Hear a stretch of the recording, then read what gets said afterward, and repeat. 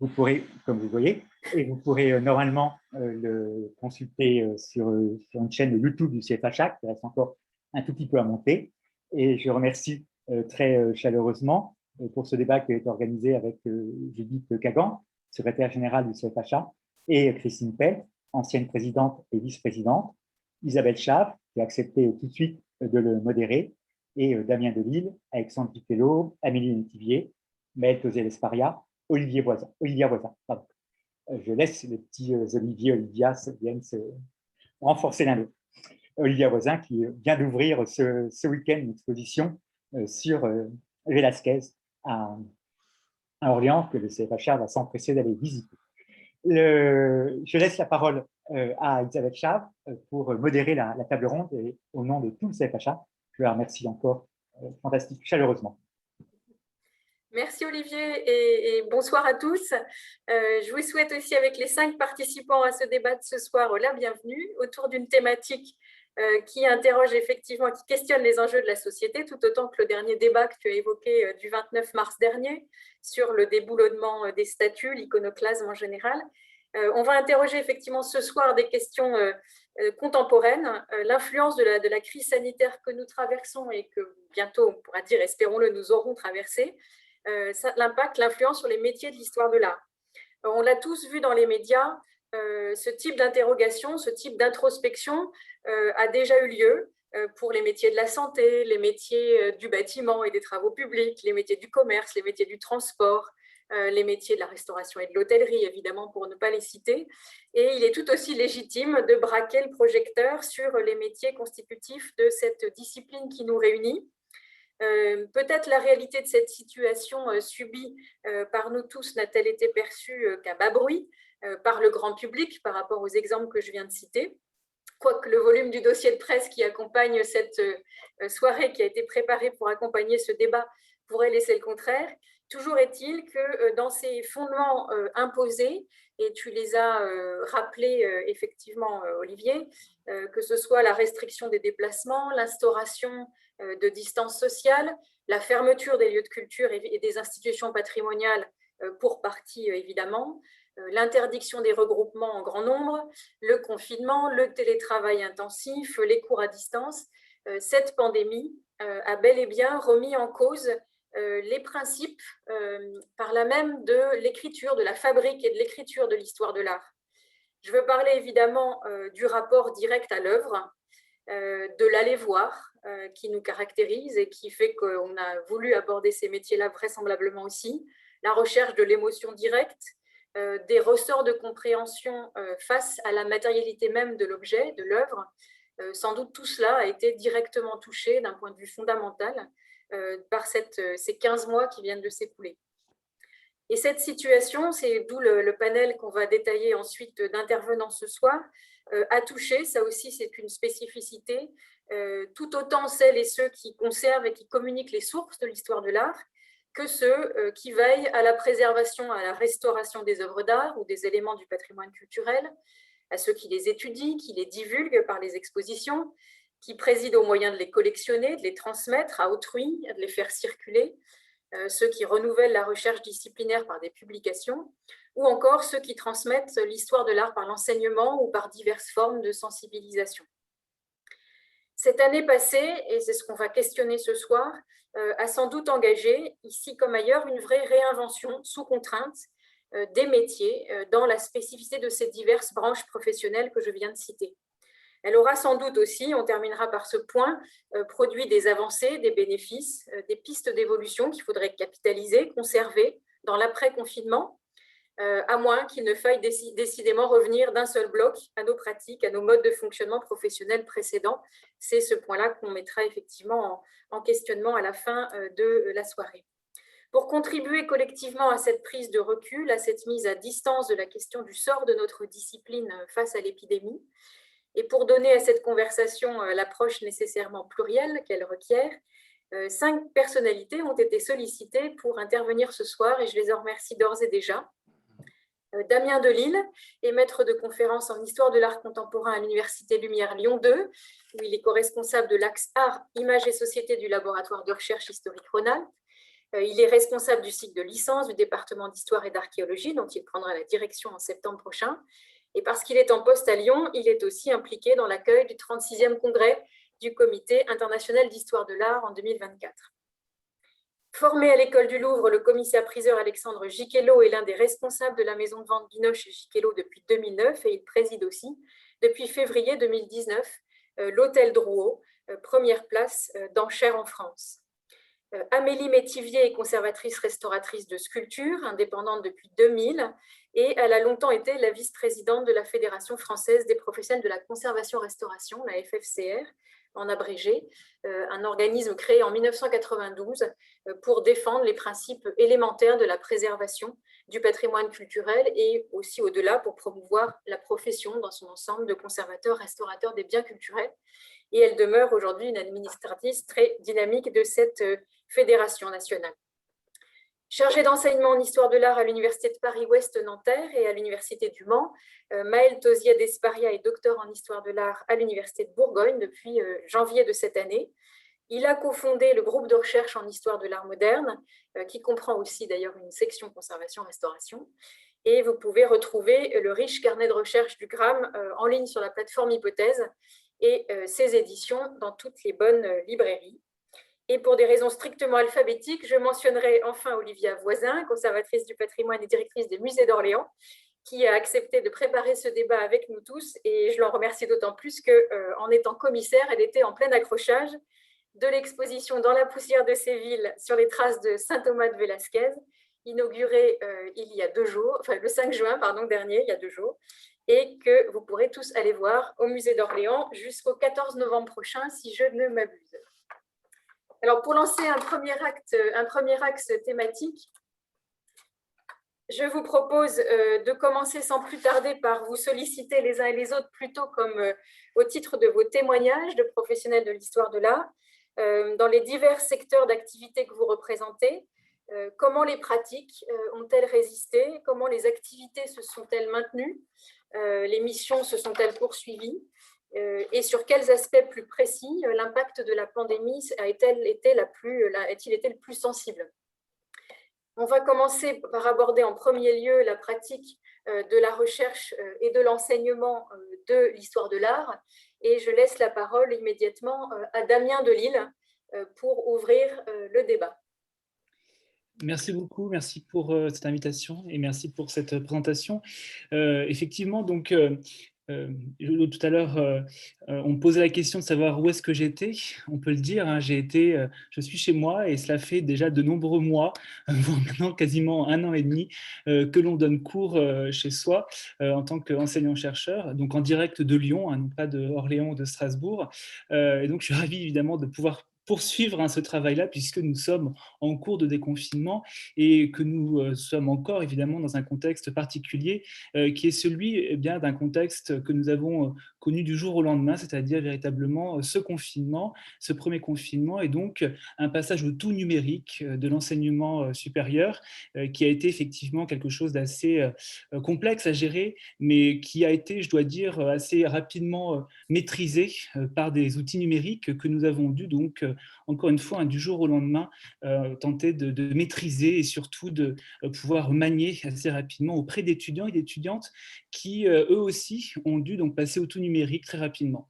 Donc, c'est vraiment l'état des lieux, je dirais, général, cette situation si particulière qui a été de devoir rester chez soi, comme vous le savez, et donc de faire face à la fois à une situation si particulière, mais pas une situation, je dois le dire tout de suite, hein, qui a été très difficile aussi pour les étudiants.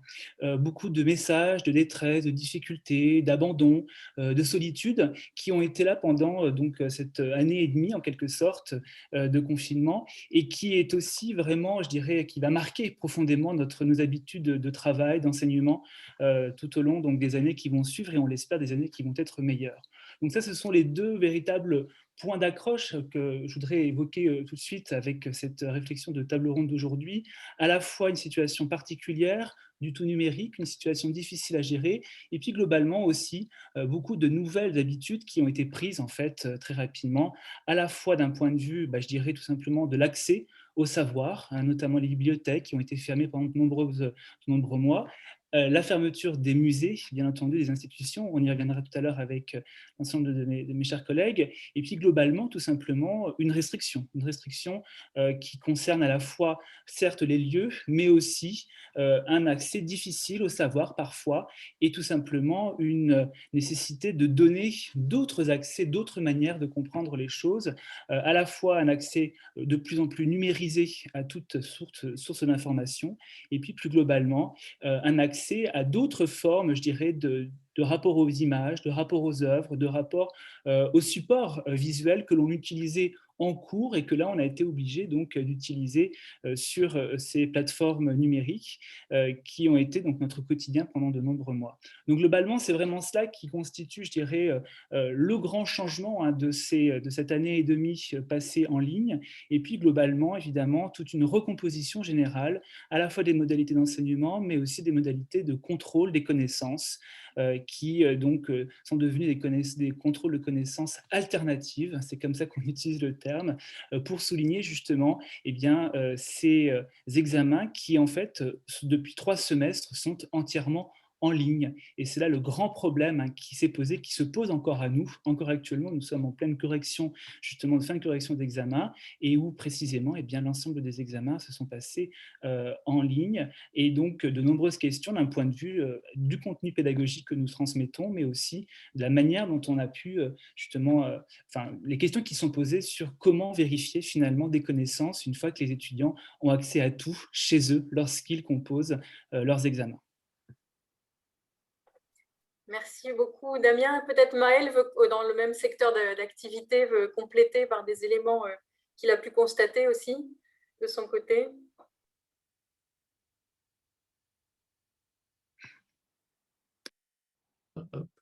Excusez-moi, j'avais toujours mon micro fermé. Oui, volontiers. Auparavant, je voudrais remercier les organisateurs de cette stimulante table ronde pour l'invitation et en particulier Isabelle Chave qui la modère.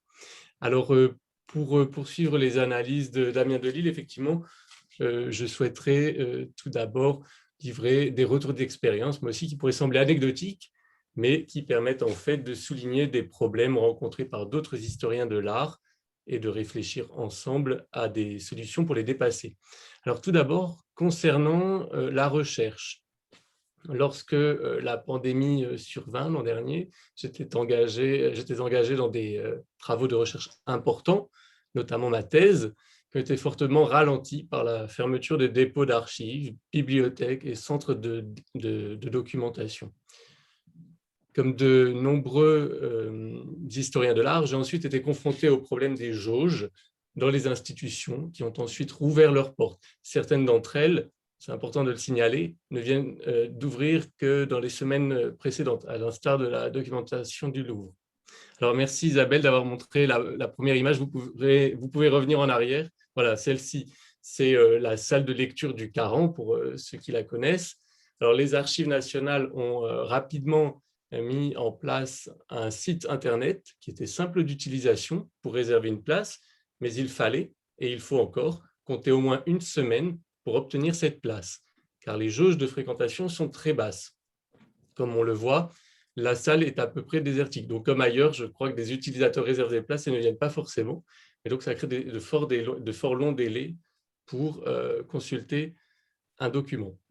Et quelques jours après avoir pris cette photographie, je suis descendu dans le Midi, dans un train bondé de voyageurs, et je m'interroge donc sur le calcul de ces jauges qui sont, dans un cas comme dans l'autre, extrêmes. En outre, la communication des documents a été drastiquement réduite à 3 cotes aux Archives nationales, et il m'a par exemple fallu 7 passages pour trouver un testament dont j'avais la date approximative. Donc, c'est vous dire la perte de temps induite par ces jauges. Alors, ensuite, vous pouvez passer à l'image suivante, je vous en remercie. Et là, c'est l'image de la BNF François Mitterrand, septembre dernier, c'est-à-dire lorsque l'accès était réservé aux seuls chercheurs. Et comme vous pouvez le voir, ils sont très nombreux à venir préparer leurs cours, peut-être, ou leurs travaux de recherche. Alors, c'est vrai que moi, j'ai dû m'adapter à ce contexte. Comme tout le monde, j'ai supprimé un chapitre de ma thèse que je devais rendre dans les mois qui suivaient et j'ai suspendu certaines analyses. Mais je pense que pour des jeunes chercheurs en master ou en début de thèse, l'impact a été important. De ce fait, je me demande s'il faut repenser l'accueil des publics dans ce contexte très particulier ou s'il faut, la question est ouverte, repenser la façon dont on travaille.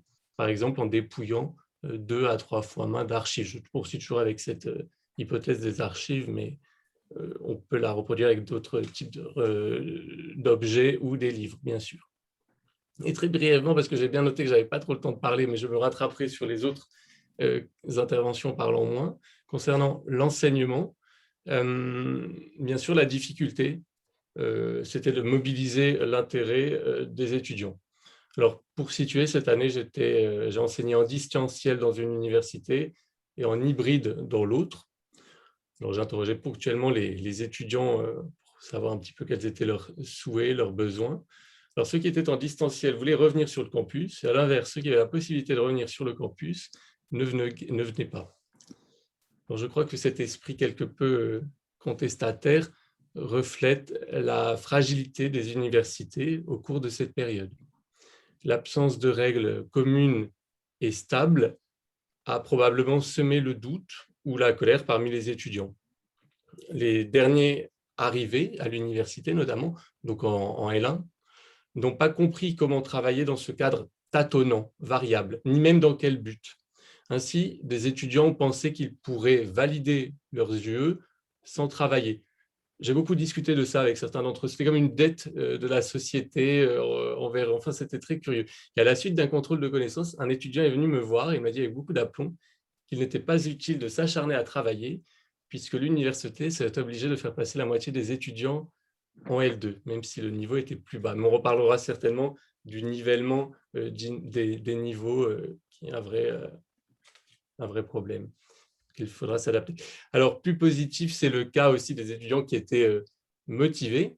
Et tout au long de l'année, j'ai reçu des mails de remerciements, ce qui m'a fait penser que je m'adaptais peut-être plus que d'autres enseignants à ces écrans, que j'animais peut-être plus l'écran. Je ne sais pas, mais en tout cas, j'ai senti une véritable attente d'une adaptation de l'enseignement. On ne peut pas rester dans un cadre magistral, surplombant, en transmettant le savoir comme à l'ordinaire. C'est évident. Alors, il suffit tout simplement d'allumer sa propre caméra, de demander aux étudiants d'allumer leur caméra, d'animer l'écran en passant fréquemment du PowerPoint au face-to-face. Il est important aussi, je pense, de les interpeller par leur nom. Bref, il y avait toutes sortes de petites choses qui permettent de créer un élan, un dynamisme. Et contrairement à d'autres enseignants, je n'ai pas appliqué de longues pauses pour récupérer parce que je trouve au contraire que ça brisait l'élan. Voilà, pour maintenir une dynamique commune. Voilà. Bien, je vous remercie et je cède la parole. Merci beaucoup, Maëlle, c'est extrêmement… Et à Damien, avant, c'est extrêmement précis, effectivement, vos retours d'expérience à l'un à l'autre, parfaitement complémentaires. Si on observe maintenant et on prolonge le panorama du côté de la conservation et de la restauration, pour passer à la thématique suivante et avancer dans notre panel professionnel, je crois que le bouleversement du quotidien, celui que vous venez de traduire dans vos secteurs respectifs, celui de la recherche et de l'enseignement, a certainement été tout aussi profond. On a subi une affectation directe des conditions de travail autour des œuvres même, j'en parlais en préambule. Je l'ai vu ici dans le domaine d'activité des monuments historiques, qu'il s'agisse de l'application du contrôle scientifique et technique, par exemple, sur le patrimoine mobilier protégé, notamment des conditions, des capacités de mener le récolement réglementaire des collections par les conservateurs des antiquités objets d'art. On l'a vu aussi dans la conduite des chantiers de restauration du patrimoine monumental ou mobilier, suivi par les conservations régionales des monuments historiques. On l'a vu dans la conservation préventive, dans l'inventaire des collections, dans le classement des fonds, dans les chantiers de restauration des œuvres d'art, dans les collections publiques ou privées d'ailleurs. Ce mouvement de fond, cette incapacité à aller à l'œuvre, effectivement, s'est traduite partout. Et dans plusieurs secteurs d'activité, je vais poser la question du coup plus proprement à Olivia Voisin et à Amélie Métivier, évidemment. On a vu du coup un report d'activité qui a pu se faire dans ce temps imparti de façon contrainte, évidemment, vers ou au profit de la documentation des collections, de la mise à jour des bases de données documentaires ou des instruments de recherche pour pallier l'incapacité de pouvoir mener ces autres dimensions du travail de la conservation notamment. Quel a été votre ressenti dans ces deux domaines, la conservation et la restauration, tout au long de l'année passée? Peut-être en commençant par Olivia. Alors merci tout d'abord pour votre invitation à participer à cette table ronde qui en effet évoque toutes les difficultés que nous avons rencontrées dans tous les domaines, et les musées ont évidemment été très touchés puisque la mission première des musées est de conserver. Les autres 5 grandes missions est de transmettre au plus large public. Donc la deuxième a été un des grands enjeux, mais évidemment la conservation peut-être la plus grande encore, puisque le premier confinement nous a demandé de rester loin des établissements, donc loin des collections, et donc ne plus pouvoir conserver. Donc une adaptation a été nécessaire, et je vous rassure tout de suite, pour ma part, je suis restée dans les collections et puis par rotation avec mes collègues en permanence pour pouvoir mener cette conservation, mais de manière très frustrante puisque seul on peut difficilement finalement travailler sur les fronts, et cela a demandé de mettre en place des modalités de travail différentes lors des confinements suivants, avec notamment un présentiel obligatoire pour pouvoir mener le travail de la régie, mais d'études des collections aussi, puisqu'on peut toujours étudier partiellement en télétravail, mais les collections ont besoin aussi d'être étudiées en présentiel, dans les réserves. Et sans doute, le travail en effet d'enrichissement des bases de données a été beaucoup plus fort pendant cette période, puisque à vouloir répartir tout le monde dans des espaces différents, finalement les réserves, les bureaux, la documentation, les différents espaces ont été mis à profit, peut-être plus encore que d'habitude, en limitant les autres domaines d'activité et en recentrant sur cette conservation. Alors la restauration n'était pas non plus puisque des chantiers étaient prévus, 2 commissions par an, certaines régions en ont même 3, et il est toujours difficile, ou en tout cas il faut jongler pour faire partir certaines œuvres qui sont dans le parcours des collections en restauration, veiller à ce qu'elles ne partent pas toutes en même temps à la suite d'une commission pour maintenir un parcours cohérent. Là, finalement, pour la première fois, on s'est retrouvé face à des salles qui pouvaient être vidées très, très facilement. Et avec un grand regret, c'est que la flexibilité des DRAC, en tout cas de la compréhension des DRAC, ne soit pas plus grande pour nous permettre de profiter de la situation historique et qui engendrait des fermetures de salles. Donc, finalement, c'était le bon moment pour restaurer des grands formats qui n'auraient pas été prévus en amont. Et cette partie administrative n'a pas pu s'adapter, et nombre de DRAC ont refusé des délégations permanentes qui auraient permis justement de mener avec plus de fluidité ce travail. Ce qui est dommage, puisque finalement, en se lançant dans ces mini-chantiers de collection, dans ces temps d'études un peu plus accrus de certains secteurs de collection, c'est là qu'on identifie des besoins, on envisage des restaurations qui n'étaient peut-être pas initialement prévues et qui sont reportées à plus tard. En tout cas, cette conservation est restée le cœur de nos métiers, le cœur du problème, puisque, une fois de plus, on ne peut pas étudier et conserver des collections en télétravail. Merci beaucoup, Olivia, pour ce retour aux critiques aussi un peu, parce qu'effectivement, pour mener et présenter les différents écueils qui peuvent se présenter, est-ce que Amélie Métivier veut compléter sur le volet restauration et compléter le propos ? Tout à fait. Donc, le retour que nous pouvons en faire, alors la FFCR vous remercie beaucoup pour cette invitation, qui aurait, en tout cas pour ma part, pas été possible si ça ne s'était pas tenu en visio, parce que je suis en chantier. Donc, les restaurateurs, lors du premier confinement, ont été à l'arrêt pour la grande majorité d'entre eux. Les seuls qui ont pu continuer une activité étaient ceux qui avaient des œuvres en atelier. C'est vrai qu'on a tous été très surpris, donc je ne crois pas qu'il y ait aucun professionnel qui ait pu l'anticiper et faire le plein avant d'être empêché de se déplacer. Donc, puisque télétravail obligatoire pour tous les établissements dans lesquels on intervient, les musées, et effectivement les DRAC pour le suivi des chantiers monuments historiques. Et donc ça, c'est effectivement pas la majorité des conservateurs-restaurateurs. Ça dépend énormément des disciplines et des conditions d'exercice, évidemment.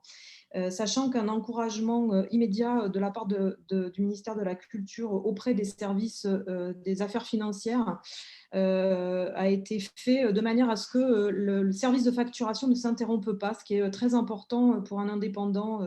La trésorerie est un élément clé de la survie économique de l'entreprise. Donc, le fait qu'on a eu ce soutien-là, en tout cas par un encouragement à ce que les services payeurs maintiennent leur activité. Parce qu'il y avait vraiment à craindre, effectivement, pour la pérennité des entreprises. Et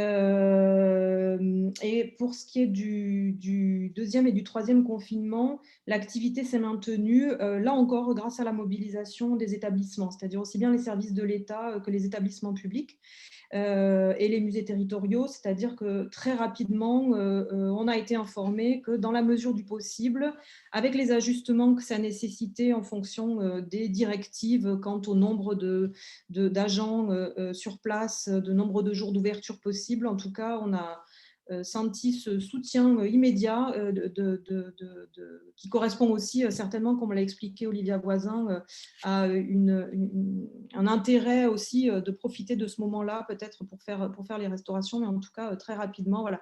Donc ça, le travail a continué pendant le deuxième et le troisième confinement, si je peux les appeler comme ça, si ce n'est que évidemment l'organisation a été un peu plus complexe en termes logistiques quand on est en déplacement. Se nourrir à midi, c'était un challenge. Et puis, on a été tous affectés par la question des cas contacts, donc des remodelages d'équipes très rapides de manière à pouvoir maintenir l'activité, remplacer les gens. Voilà pour ce qu'il en est pour cette partie-là. Merci beaucoup à toutes deux. On avance dans la démonstration et l'accroissement des connaissances sur les retours que vous pouvez nous faire les uns les autres avec la thématique de la publication, de l'édition, de la communication en général. Ça, c'est vraiment un domaine de l'histoire de l'art qui, sans doute, faisait déjà le plus large recours aux technologies du numérique. Ça n'a pas du tout été une trouvaille là, de la période. C'était un domaine déjà coutumier, de chaînes de collaboration aussi, et de personnel situé sur des sites totalement différents pour maintenir la chaîne éditoriale ou la chaîne de communication. Est-ce que ce secteur-là de la discipline, du coup, a été touché d'une quelconque manière? Peut-être je vais laisser la parole à Alexandre Giquelot, qui n'est pas encore intervenu pour aborder ce domaine de la mise en valeur, de la publication et de la communication. Merci de me donner la parole. Bonjour à tous.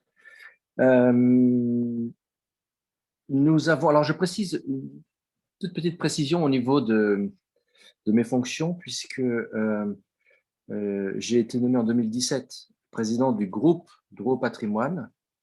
Et dans ce groupe, nous avons l'Hôtel des Ventes, que tout le monde connaît, l'Hôtel Drouot, mais également la Gazette Drouot et Drouot Digital, pour notre plus grand bonheur. Et c'est cette fonction qui me permet d'avoir une vision transversale de ces diverses activités qui ont dû s'adapter très rapidement et faire face à une accélération de l'histoire que tout le monde a pu remarquer. Bien évidemment, j'ai la chance de pouvoir différencier de façon beaucoup plus concrète, peut-être que vous tous, le premier confinement des autres. Le premier où tout le monde a été pris de court, effectivement, la vie s'est arrêtée. L'Hôtel des Ventes était fermé, la Gazette Drouot n'a pas publié pendant 9 numéros, c'est un hebdomadaire. Il n'y avait plus d'annonces de vente, il n'y avait plus d'articles, il n'y avait plus rien. Et le site de Drouot Digital, un peu pris de court également, a balbutié quelques premières tentatives, mais c'était peu évident dans la mesure où à la fois les acteurs du marché et les acheteurs, le public, étaient complètement aux abonnés absents. En revanche, dès le premier déconfinement, qui était un 11 mai, si je me souviens bien, là, nous avons pu réouvrir d'une part l'Hôtel des Ventes avec des quotas très contraignants dus aux conditions sanitaires que vous connaissez tous. C'est un ERP, donc avant le confinement, c'est un établissement qui recevait pratiquement 5000 personnes par jour. Mais dans des professions extrêmement traditionnelles, où l'histoire est très présente et où la routine est très présente également, chacun à son niveau a su très rapidement s'adapter. Et je dois confesser, je ne sais pas si c'est pour nous un point positif, je l'estime, mais par rapport à la feuille de route que nous avions mise en place, notamment pour notre filiale digitale, nous avons gagné 10 ans sur notre feuille de route. On a fait en une année notre programme de 10 ans. Puisque le danger je veux dire le fait est que dans ce milieu, comme dans beaucoup d'autres, la force et le poids des habitudes est très, très, très fort. Et les acheteurs, les acteurs, les experts, les commissaires-priseurs, les vendeurs même, ont su s'adapter très, très vite et ont tourné une page très rapidement. Alors même qu'on avait imaginé que ces habitudes de digitalisation, notamment, auraient mis des années à se mettre en place. Et je ne suis pas le seul à faire ce constat, puisque j'ai lu dans les Échos il y a quelque temps maintenant que le directeur général de Google avait fait le même raccourci historique. Donc,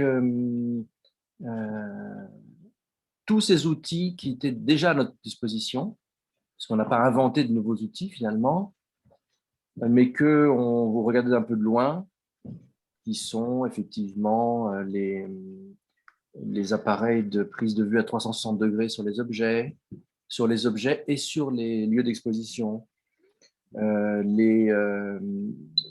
toutes les prises d'image haute définition, les vidéos. Les vidéos sont énormément développées avec des prises de parole des experts qui vont expliquer à distance donc l'histoire, l'origine, les caractéristiques particulières de tel ou tel objet, se sont énormément développées.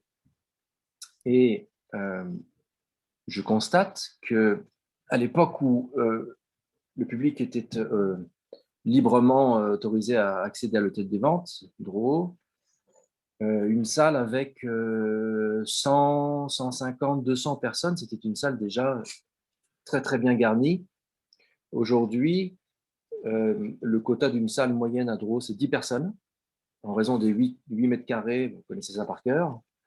Mais quand je monte à la tribune et que je débute la vente à 14h00, j'ai 800, 1000, 1200 personnes derrière l'écran. Et là, ça change vraiment la donne. Et pour nous, ça a été donc une révolution, mais une révolution qui n'est qu'une accélération fulgurante de l'histoire et qui finalement se révèle être, même s'il y a sur le champ de bataille des morts et des blessés, il faut le constater, mais qui s'avère être finalement pour nous plutôt une accélération furieuse de l'histoire et donc quelque part une opération tout à fait intéressante. Merci beaucoup pour cette peinture extrêmement suggestive de la situation. On reviendra après, un peu plus tard, sur quelques photos, effectivement, de la réalité du quotidien des salles qui viendront illustrer le propos. Est-ce qu'Amélie Métivier veut compléter pour nous exposer dans le domaine de la conservation-restauration et des métiers de ces professionnels en matière de communication, de publication, les effets de cette période qu'on vient de subir? Alors, je dirais que j'ai envisagé la question sous deux aspects. Il y a la communication de la FFCR vis-à-vis des adhérents.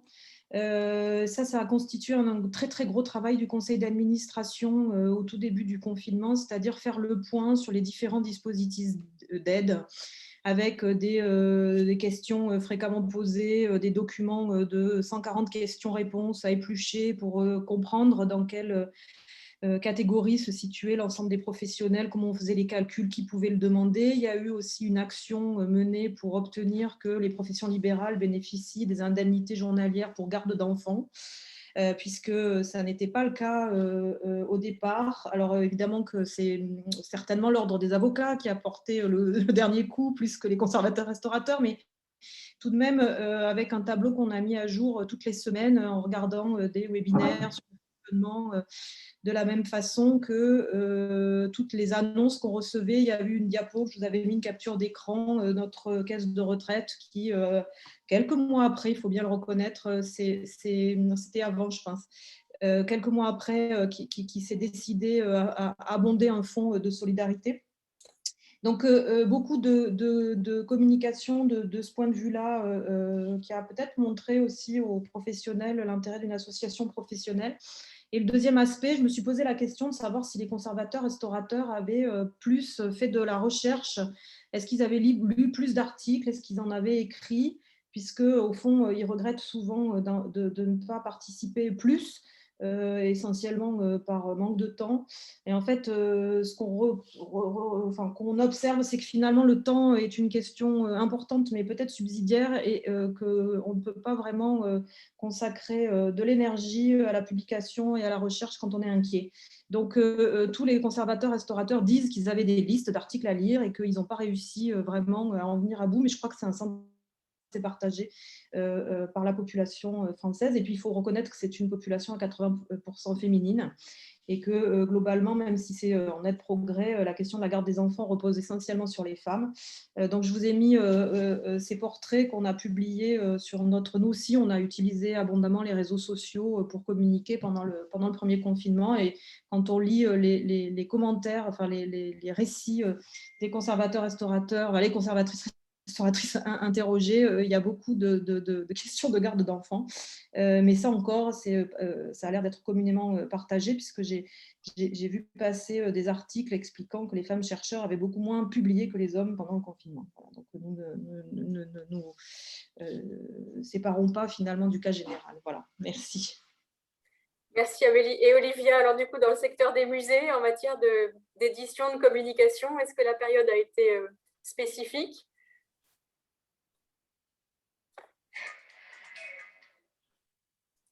Vous n'avez pas broché votre micro, Olivia. La période a été assez dense pour les publications, en effet, à destination de tous les publics, et à la fois sur des travaux de plus longue haleine, donc notamment Corentin Dury, qui est le vrai commissaire de l'exposition dans la poussière de Séville sur les traces du Saint Thomas de Velázquez, puisque finalement, cette période a offert de longs temps de travail, alors non pas forcément en bibliothèque, pas en tout cas pendant le premier confinement, mais un travail peut-être à domicile plus long que celui que permet le quotidien d'un musée, et qui a clairement été très favorable à la recherche, en tout cas à la recherche sur Velázquez, de même que la préparation du catalogue des collections du 15e, 16e, 17e, que Corentin prépare avec différents chercheurs qui ont pu bien avancer pendant le confinement.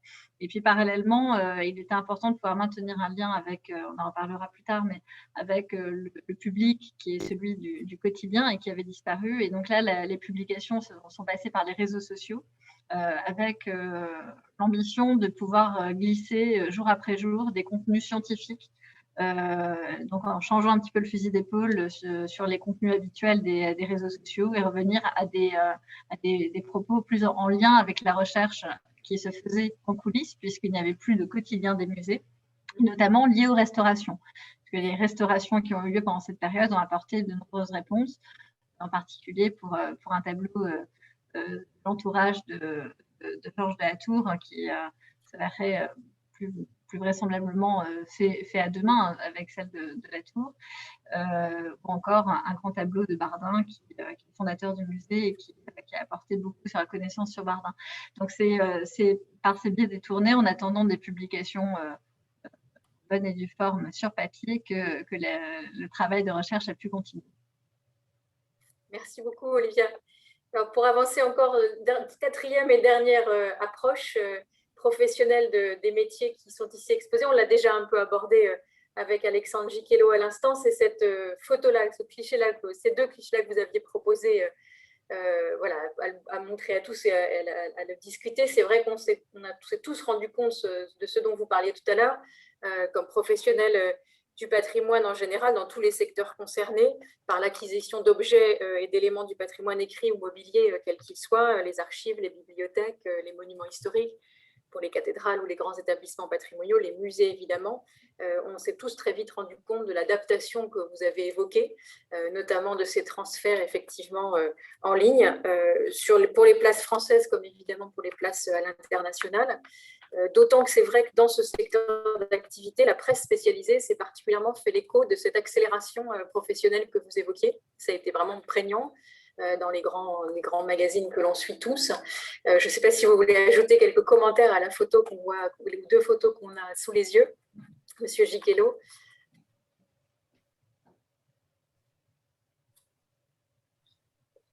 N'oubliez pas votre micro. Oui, il n'était pas branché, excusez-moi. Je reviendrai sur ce qui vient d'être dit.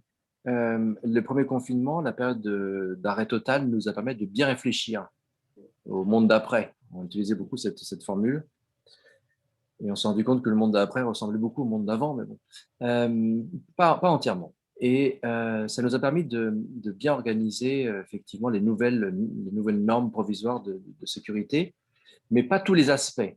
Et pour reprendre un sujet qui vous est à tous cher, on a notamment été confronté à un énorme problème lié aux préemptions d'État, puisque très rapidement, les ventes ont commencé à se réorganiser à un huis clos. Donc, c'était à la suite au terme du premier confinement, donc sans public du tout, avec la possibilité d'enchérir par Internet, par téléphone ou ordre d'achat, et d'avoir accès aux objets par des expositions virtuelles. Et les conservateurs se sont trouvés alors fort démunis, puisque pour avoir accès à un compte sur notre plateforme Draw Digital, il fallait avoir une carte bleue, une identité, un compte, enfin, toute une série d'existences à la fois bancaires et administratives que les musées n'avaient pas. Et donc, la direction des musées de France s'est entrée en contact avec nous pour essayer de trouver une solution, et ça a été assez compliqué. Donc, on a commencé à s'adapter en proposant les préemptions par téléphone, mais ce n'était pas évident, sachant que dans une situation comme celle-ci, je dois reconnaître que chacun a mis de la bonne foi, et à la fois les acheteurs, les vendeurs, tout le monde a bien compris que la situation était bien particulière. Mais je vais simplement vous donner un chiffre qui va vous permettre qui illustrera mon propos et qui vous donne quand même une idée de la fulgurance de la progression. La progression du total adjugé sur Internet entre 2019 et 2020 est de 50%, puisqu'on est passé de 132 millions à 162 millions. La proportion des ventes hébergées sur Draw Digital, donc soit uniquement en non présentiel, soit en mixte, a augmenté, elle, de 70%. On est passé de 2891 ventes en 2019 à 4129 ventes. Et la proportion des objets présentés donc, sur Draw Digital a progressé de 65%. Donc, vous voyez, ce ne sont pas des petits chiffres, ce sont des chiffres qui sont très impressionnants et qui, à la suite des déconfinements progressifs, ne diminuent pas de proportions flagrantes. Et ça, c'est tout à fait intéressant, c'est qu'on est vraiment passé dans une dimension tout à fait nouvelle du marché. Alors après, il y aurait beaucoup à dire sur, mais ce sera peut-être un thème prochain, sur le rapport physique aux objets, aux expositions, aux constats d'état, qui sont pour nous fondamentaux, puisque l'état des objets, ce n'est pas les restaurateurs qui diront le contraire, vont déterminer considérablement la valeur des objets. Et là, l'examen de visu est quand même très, très important. Oui, merci. C'est très intéressant les chiffres que vous donnez, puisqu'on en avait une perception évidente à l'échelle de chacun, mais ces chiffres-là sont absolument emblématiques de ce constat qu'on a eu sur la période. En tout cas, pour votre secteur d'activité, effectivement, c'est absolument impressionnant. Après ce premier panorama sectoriel qu'on a dressé les uns les autres, pour juste planter un peu le décor et montrer les impacts, les écueils, ou aussi les opportunités d'accélération dans certains secteurs, vous l'aviez montré les uns les autres, gain de temps, forcer aussi le déploiement de l'informatique ou du numérique, par exemple, déployé à une échelle qui aurait sans doute été beaucoup plus longue à déployer sinon. En dehors de ces points de convergence ou de complémentarité qu'on a pu voir, ce qui est intéressant aussi d'aborder maintenant, c'est de voir d'un point de vue très pragmatique, d'un point de vue professionnel, comment se sont adaptés. On en a eu des effets dans la presse, on en a vu des effets dans les échanges lors des assemblées générales de nos associations professionnelles respectives, on l'a vu dans les listes de diffusion des professionnels, on l'a vu évidemment dans nos instances ou dans la presse spécialisée qui s'en est fait aussi l'écho. Comment est-ce que se sont modifiés les circuits administratifs, les modes de prévenance, les supports de diffusion, c'est-à-dire tout ce qui permet au bout du compte quand même de fabriquer de l'histoire de l'art, même si on n'est pas, parce qu'effectivement c'est le quotidien.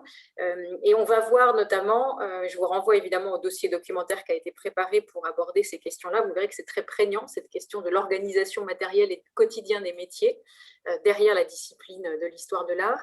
On va commencer par aborder une première thématique qui est celle, on l'a un peu abordé là les uns les autres, de la question, et c'est vraiment la marque de la période dans tous nos secteurs. Ça renvoie aussi directement à ce rapport d'immédiateté à l'œuvre que j'évoquais en préambule, qui vient fonder la discipline. Un des marqueurs de cette période, c'est le développement massif, pour ne pas dire l'invasion, de ces procédés virtuels, de cette technologie du numérique. Tout un chacun le constate évidemment, c'est une généralité, ça concerne presque tous les champs professionnels, dans l'administration publique comme dans la sphère du privé. Est-ce qu'on peut, dans le domaine de l'histoire de l'art, je vous repasse la parole à tous les 5, essayer de dégager des spécificités pour les métiers qui sont les nôtres, du point de vue notamment de cette frustration éventuelle de ne plus avoir accès à l'œuvre, de ne plus avoir accès à la matérialité de l'œuvre. Comment est-ce que ça s'est traduit, en commençant par exemple, si Olivia veut bien aborder cette question-là et lancer les échanges, comment ça s'est traduit par exemple dans le domaine des musées, que ce recours au tout numérique et à la virtualisation des propositions faites par les professionnels. Alors, à la suite du premier confinement qui a laissé tout le monde totalement désemparé, puisque l'absence de présence sur place ne permettait pas de développer, bien que si il y avait déjà des tentatives numériques, mais pas de la même façon, disons peut-être des outils qui ont été développés avec des entreprises ou des prestataires, ou par exemple Corentin Dury a fait des vidéos très didactique qui reprenait un format qui s'appelle Dans l'intimité d'une œuvre, en revenant sur tous les documents, toutes les archives qui peuvent entourer une œuvre. Le deuxième confinement, lui, nous a permis de rester en présence au musée, donc pour s'occuper des collections. Donc ça, c'était un grand acquis, mais également pour maintenir un lien avec les visiteurs. Je crois qu'on a tous été pris de court. Alors, moi, personnellement, j'étais commissaire d'une exposition qui connaissait sa deuxième fermeture après une première fermeture éclair, première ouverture éclair, et donc l'envie de maintenir tout un programme de visites guidées a été très fort. Et parallèlement, on a tous eu l'envie de briser ces murs, ces portes. Alors le musée d'Orléans a maintenu les portes ouvertes pour qu'un accueil et la boutique soient accessibles, mais l'envie de parler peut-être plus simplement à nos visiteurs comme on le fait dans des salles, ce qui n'est pas toujours le cas lorsqu'on enregistre des outils didactiques. Et le do-it-yourself qui a pullulé dans les musées de manière très spontanée. Je crois qu'on a tous eu la même envie de parler aux visiteurs, de s'exprimer, et ce qui a donné des formats un peu inédits. Habituellement, les visites que l'on propose ont duré entre une demi-heure, 1 heure. Il y a toujours cette idée que, quitte à faire venir un visiteur au musée, il faut aussi qu'il ait un peu de temps avec les œuvres et la personne qui la présente. Là, au contraire, on pouvait développer des outils beaucoup plus courts, 5 minutes, 3 à 5 minutes, en revenant sur des points très précis d'histoire de l'art. Ce qui était assez plaisant, en fait, pour revenir sur des contenus. Alors, au Musée d'Orléans, nous croyons dans les contenus très poussés, avec des cartels développés de 2000 signes, qui finalement rentrent dans ce 3 à 5 minutes et peut-être touchent un public, en tout cas c'est ce que nous avons observé très rapidement, différent. Et les premières semaines, nous avons eu une explosion complète de nos visiteurs et un changement assez nouveau des profils de suivi de nos contenus, avec beaucoup de visiteurs qui nous écrivaient, enfin visiteurs si je peux, j'espère qu'ils le sont devenus depuis, en tout cas des followers, qui nous écrivaient en disant qu'ils n'étaient jamais venus au musée, au musée d'Orléans, et que dès la réouverture, ils viendraient. Ils aimaient comment en parler spontanément des collections. Alors avec des ratés, évidemment, armé de son téléphone portable et de micros plus ou moins adaptés au format, on a tous essayé le live qui ne fonctionne pas dans des espaces où le réseau est mauvais, donc transformé en faux live par la suite. Mais en tout cas, ce qui s'est passé ici, c'est passé de la même façon dans d'autres musées. On a eu ce développement de créativité finalement lié à cette envie, ce besoin de recréer une spontanéité avec les visiteurs et de pouvoir glisser des contenus beaucoup plus facilement. Et vous avez aussi testé, comme beaucoup d'autres, j'imagine, les expositions virtuelles et la mise en ligne je pense à Delaperche notamment, qui a été mise en ligne.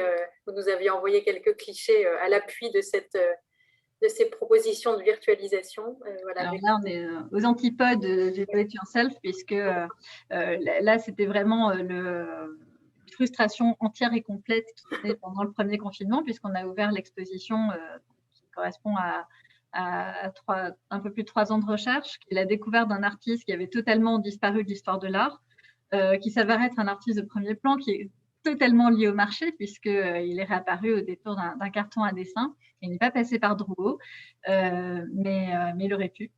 Et donc, il était important que l'exposition d'abord soit vue. Donc, c'est toujours important de voir un artiste, de découvrir un nouvel artiste, mais qu'il soit vu aussi par des spécialistes pour être identifié à nouveau, puisque nous avons 93 dessins dans ce carton qui sont loin d'être la carrière complète de Jean-Marie Delaperche, qui s'est avéré avoir une mère extraordinaire, féministe, très engagée sous l'Ancien Régime, pastelliste, dont l'œuvre doit également être retrouvée, et un frère qui, lui, a travaillé pour les Rouen-Chabot pendant toute sa carrière. Et donc, on se retrouvait dans une salle. J'étais un vrai fantôme pendant tout le premier confinement à tourner dans l'exposition, et je cherchais un moyen de transmettre tout cela, puisqu'il était important qu'on puisse voir les œuvres, le catalogue le permet, les contenus, le catalogue le permet aussi, mais aussi l'exposition. On avait travaillé avec Nathalie Crinière qui a fait un travail de scénographie admirable. On avait tous les contenus audio, on avait enregistré avec des comédiens des lettres de Thérèse Laperche et de Jean-Marie Delaperche. Et l'envie est née de vraiment pouvoir tout transmettre. Et c'est le moment où plusieurs prestataires ont commencé à travailler sur ces visites virtuelles puis immersives. Et donc, pour notre part, nous avons travaillé avec Extra Art, qui est un prestataire un peu particulier, puisque c'est un binôme constitué d'un quelqu'un issu vraiment du milieu du numérique et d'un docteur en histoire de l'art, qui a réellement conscience de ce que peut attendre un historien de l'art et ce que peut penser un commissaire. Il a déjà été lui-même commissaire, donc des spécialistes de Rude. Il avait été commissaire de l'exposition Rude. Et donc, on a pu vraiment déployer tous les besoins, tous les aspects, en tout cas, d'une exposition dans une application qui a mis plusieurs mois à sortir, mais dans laquelle on retrouve l'intégralité des contenus de l'exposition. D'abord, toutes les photos en HD, tous les cartels, et on peut déambuler dans l'exposition avec toutes les sensations que l'on peut retrouver dans une exposition normale. Et surtout, une volonté qui a accompagné ce projet, qui était de pérenniser quelque chose qui, par essence, est totalement éphémère, c'est-à-dire l'exposition. Certes, il reste toujours le catalogue, mais qui n'a pas rêvé de revoir une exposition qui a eu lieu il y a 20 ans, 30 ans, même avant-hier, et qui a fermé ses portes. Quel commissaire ne rêve pas de revoir l'exposition qu'il a dû durement décrocher? Et donc, l'objectif est à présent de pouvoir avoir une médiathèque, une bibliothèque d'exposition virtuelle qui sera disponible dans un espace du musée. Donc, on a pris le pack absolument complet, avec d'abord une visite qui peut être faite gratuitement, tout est gratuit depuis Internet, téléchargeable également sur les smartphones. Vous tapez de la perche, que vous ayez Apple ou Google, vous pouvez télécharger la visite et vous êtes parti pour 1h30 entre l'Ancien Régime et l'Archi de Juillet de Russie à France sur les traces de la perche.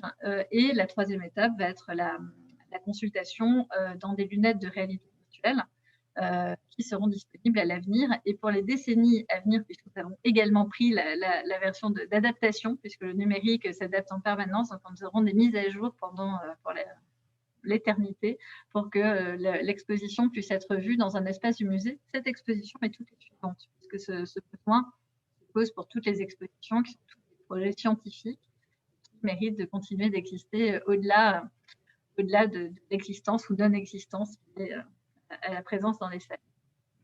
Merci beaucoup, Olivia, pour ce bilan positif. Il était positif aussi tout à l'heure chez Alexandre Gicquelot, le passage au numérique. Est-ce qu'il l'est tout autant chez Maëlle Tauziède et chez Damien Delille pour l'enseignement de l'histoire de l'art ou pas, au terme de ces 15 mois? Alors, je laisse à Damien le soin de vous répondre sur les aspects positifs.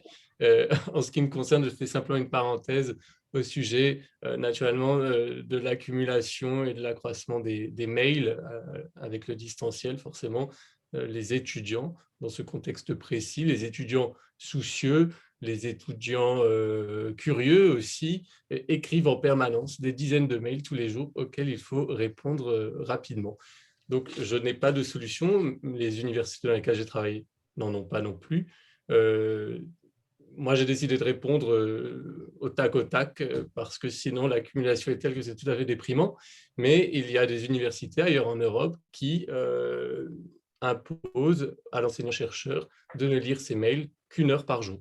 Et s'il ne trouve pas le temps de le faire, eh bien, les mails sont hiérarchisés de façon plus ou moins prioritaire. Voilà, ça pourrait être une solution à développer si le distanciel se poursuit et si cette habitude se poursuit aussi. Merci Maëlle. Damien veut compléter. Oui, c'est vrai qu'il y a eu une sorte d'accroissement délirant en fait, des activités, des charges administratives durant ces derniers mois, avec effectivement aussi voilà, une multiplication des demandes des étudiants. Une des solutions moi, que j'adoptais, c'était à chaque fois d'essayer de répondre quand il fallait répondre, mais surtout d'essayer de répondre en cours, en fait, tout simplement, et d'essayer de toucher le maximum de public pour que les étudiants puissent avoir leurs réponses assez rapidement, mais pendant l'heure de cours, pour pas trop justement passer du temps dans les heures qui ne sont pas celles des cours.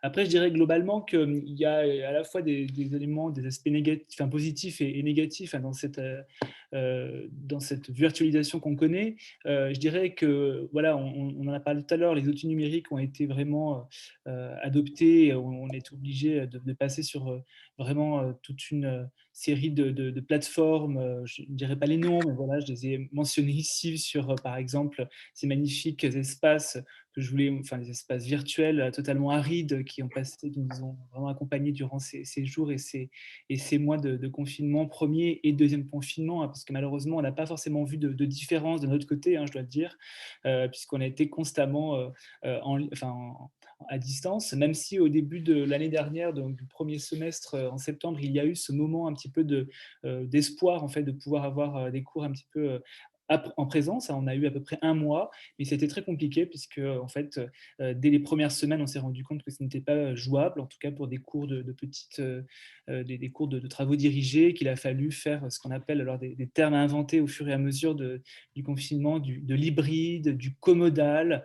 Je laisserai évidemment la paternité à celles et ceux qui ont créé ces termes barbares pour essayer de désigner en fait nos modalités d'enseignement, pour donc expliquer simplement qu'on est sur des demi-jauges avec des étudiants à la fois en classe et donc des étudiants aussi à distance qui suivent le cours, puisqu'on ne peut pas, pour des questions encore une fois de jauge, accueillir tous les étudiants, et avec des complexités incroyables en termes de sonorisation, ce que l'étudiant entend, ce qu'on dit en même temps qu'on parle à l'étudiant en face de nous, est-ce qu'il faut avoir l'ordinateur devant pendant que l'étudiant suit à la fois à distance et en ligne, enfin bref.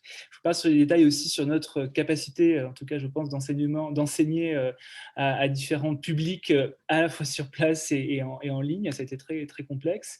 Mais globalement, c'est vrai que ça a été à la fois une activité nouvelle, et puis je dirais que moi, je trouve ce qui est assez stimulant, et j'étais vraiment très, très curieux d'entendre justement Olivia Voisin sur ces solutions assez intéressantes, assez curieuses, d'envisager effectivement les outils numériques comme une magnifique opportunité à la fois de transmettre, de poursuivre des contenus au-delà évidemment d'une dimension temporelle toujours restreinte, et surtout voilà, d'envisager d'autres possibilités. Alors, moi, je mets quelques images comme ça de capture d'écran que j'avais pu avoir avec à la fois, donc, si on revient sur l'image d'avant, un quotidien qui était celui-là, hein, des étudiants qui, pour la plupart, ne se montraient pas. Donc, on passait peut-être des fois des heures et des heures devant des initiales. Puis, ponctuellement, on disait « Est-ce que vous êtes toujours là ?»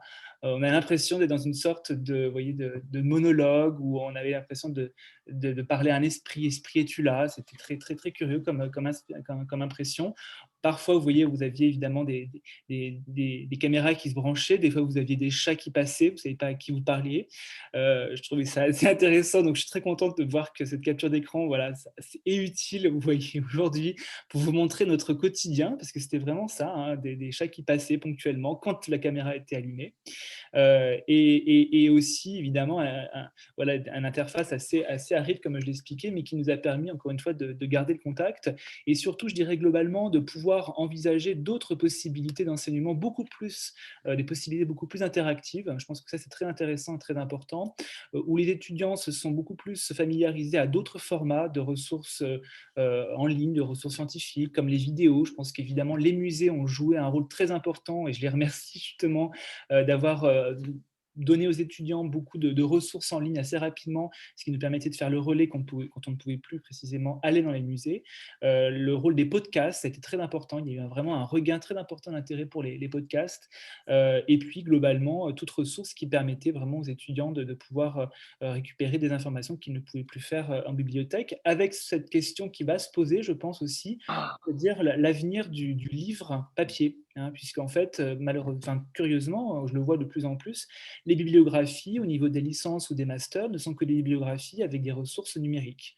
Ça, c'est une vraie question qui se pose. Je demande à chaque fois que les étudiants au minimum fassent référence à une moitié de références en ligne, une moitié de références papier, mais c'est très difficile. On a l'impression que toute référence qui n'est pas disponible en ligne n'existe plus. Donc ça, c'est une des vraies questions qui va se poser.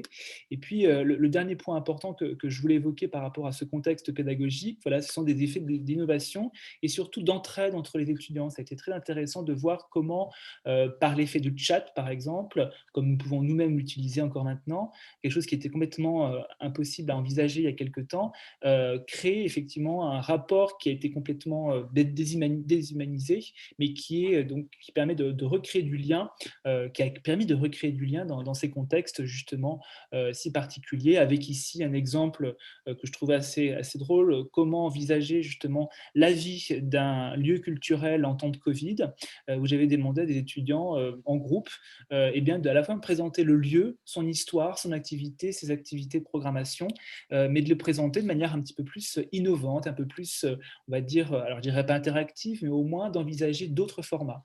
Et c'était en l'occurrence, puisque c'était un cours qui touchait à différents arts, le théâtre des Célestins, où une étudiante s'est elle-même mise en scène, hein, vous le voyez, covidée, plus ou moins masquée, mais qu'elle recrée donc à travers cette mise en scène toute l'histoire du théâtre des Célestins.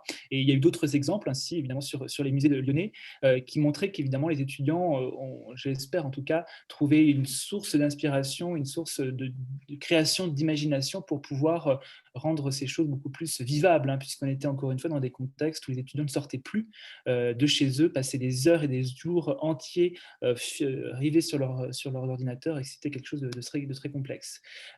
Voilà, donc ça c'est vraiment un exemple que je trouvais assez intéressant. Et puis globalement, effectivement, cette question qui s'est posée à nous, à la fois en termes d'enseignants, mais aussi en termes de chercheurs, hein, c'est-à-dire comment arriver à évaluer, comment arriver à transmettre des savoirs quand les étudiants, je l'ai dit tout à l'heure, ont un accès à ces savoirs, mais n'arrivent plus du tout forcément à véritablement hiérarchiser en fait, hein, les ressources.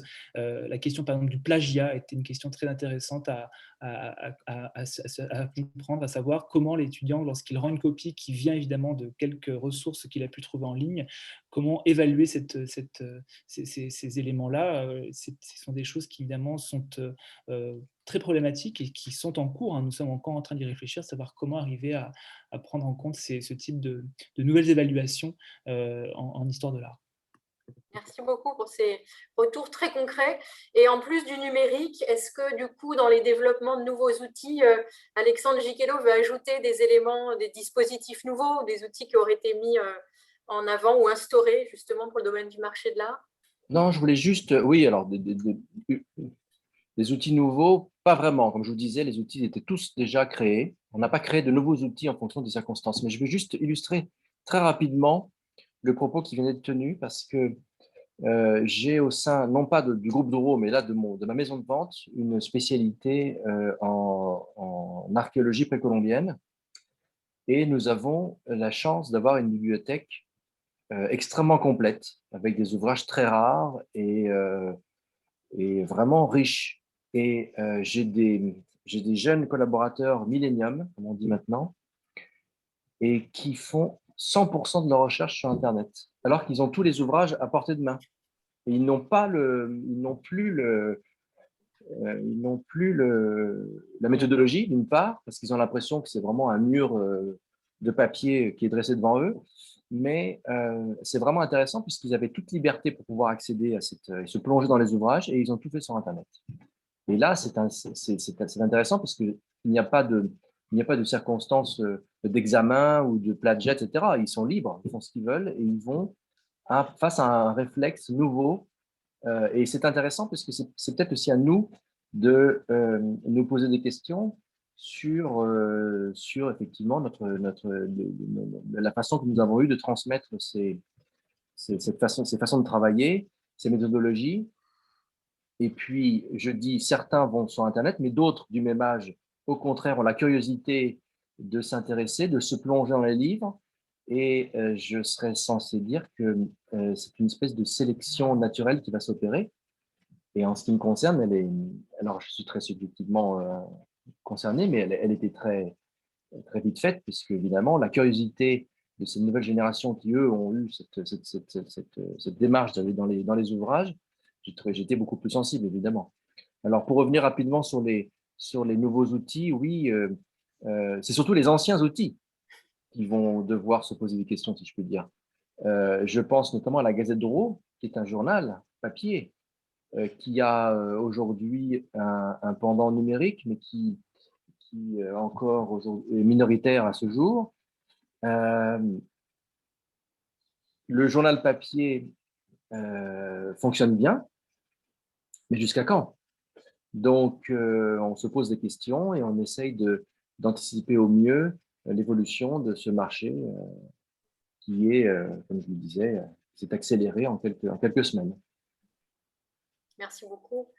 On a vu aussi se développer, au-delà du numérique ou des dispositifs, de vraies nouvelles pratiques aussi de travail en matière de coopération, de collaboration. Ça, c'était aussi un phénomène marquant, de solidarité professionnelle aussi sans doute, même si certains manques ou certains défauts ont pu être soulignés ici éventuellement. On l'a vu, par exemple, d'une échelle administrative à l'autre ou d'un secteur à l'autre. Moi, j'ai pu en être témoin, par exemple, dans le domaine du patrimoine mobilier où des situations d'inventaire à distance, par exemple, ont été instaurées entre un organisme comme le Mobilier National, par exemple, ou le Centre national des arts plastiques, qui ne pouvons pas se déplacer sur les sites pour pratiquer les inventaires. Les sites, donc, patrimoine est sous son contrôle pour son état sanitaire et pour son inventaire. Et ben, du coup, on formait des référents sur site qui, à distance, ont mené les inventaires sur les recommandations et sur les principes et les préconisations qui étaient adressés à distance par les organismes. Donc, on a vu se mettre en place ces systèmes, effectivement, de pratiques collaboratives, de coopération à des échelles administratives différentes, par exemple. D'un point de vue géographique aussi, ça s'est particulièrement vu, de trouver des relais. On évoquait tout à l'heure la question d'aller voir les œuvres sur place. C'est vrai qu'on a tous été trouvés nos collègues conservateurs des antiquités, objets d'art au plus près de la salle des ventes pour aller voir pour nous l'œuvre, etc., puisqu'on ne pouvait pas se déplacer, par exemple, sur d'aussi longues distances lorsqu'il y a eu le confinement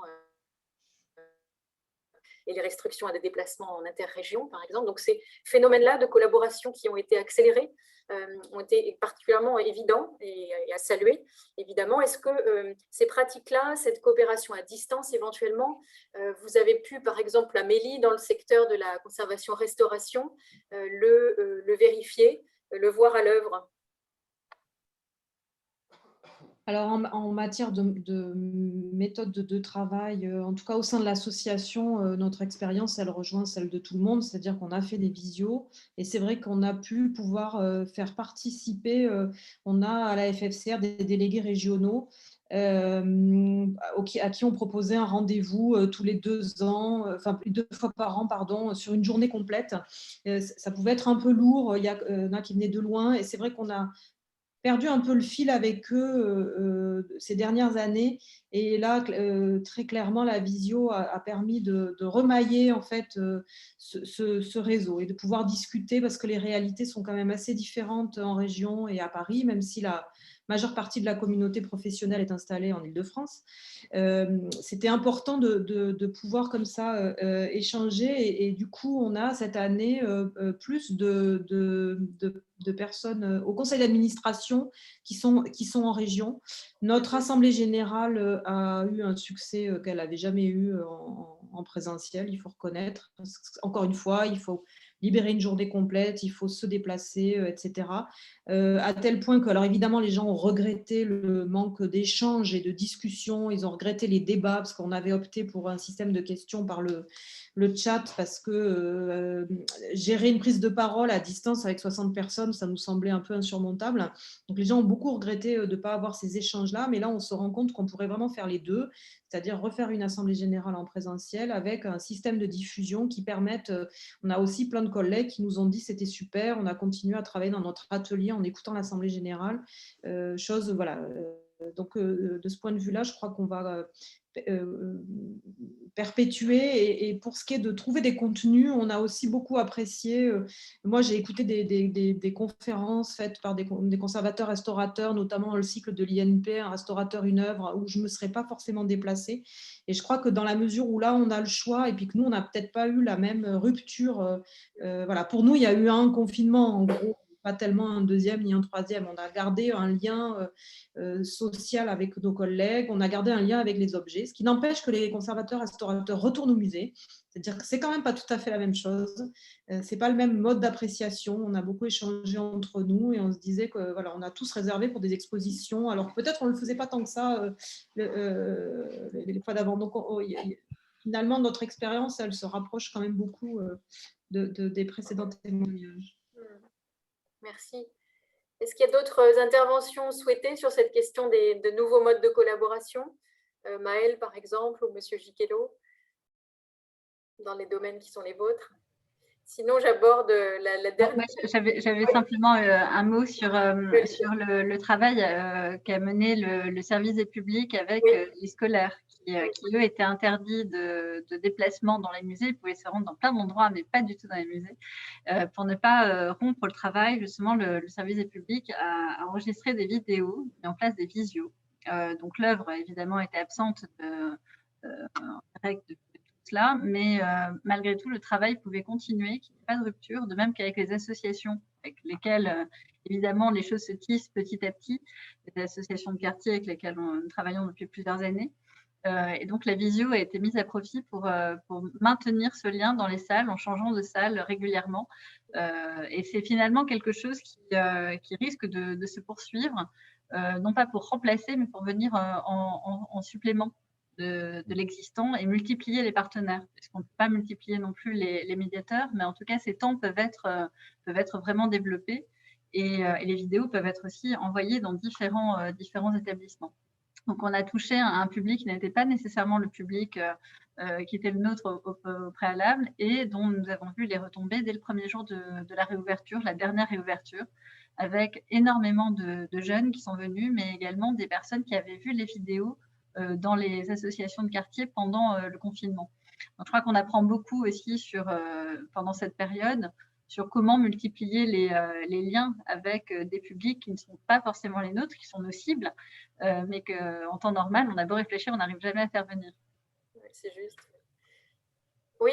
Petite chose au niveau des effectivement, des méthodes qui changent. Ce qui ne change pas, en revanche, pour le travail d'expertise des objets,